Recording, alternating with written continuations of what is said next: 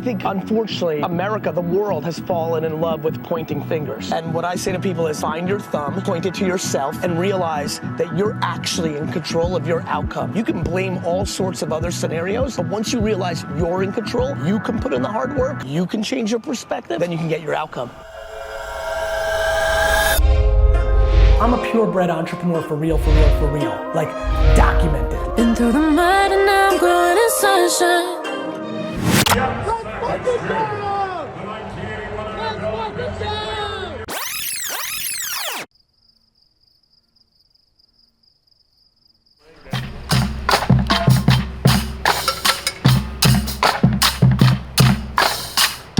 All right, vlog, I have no idea why I did this morning. It actually reminds me of like just hard work, consistency, right? We're gonna do this 6:20 hit. I had to get up at like 5 a.m. It's freezing here. Don't let Arizona confuse you. The desert gets cold in the morning and night. You know, like for this 2-3 minutes on Fox News to talk about Super Bowl commercials, you know, you get 4 hours less of sleep. And I'm, you know, I think a lot of you know this, I'm big on sleep, 7-8 hours. One person could watch this show this morning from a marketing standpoint that brings an opportunity for VaynerMedia, and that's the work you have to be putting in. And you know, the reality is I've been grinding and I'm at a pretty good place in my career, but you know, a lot of people won't do this, and so I will, and so that's that.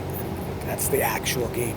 Gary, they expect 208 million people to be watching this game. That's it? Yeah.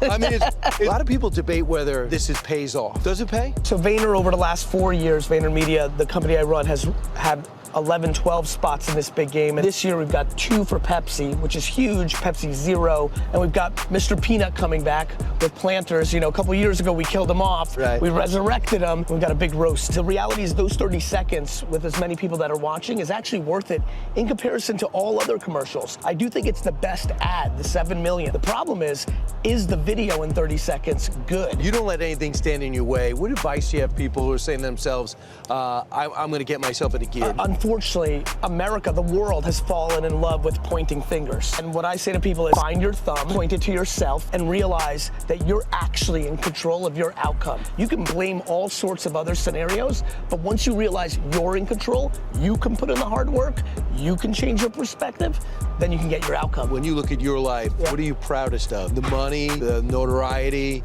What gives you most gratification? Making my parents proud. You know, my parents were born in the USSR and lived their entire childhood and into their early adult life in a country that had no opportunity, and they took the chance to come to this great country. And there's nothing better than being the firstborn of an immigrant family and executing to make them proud. And I think that's a heck of a lot more interesting than the dollar bills and the notoriety.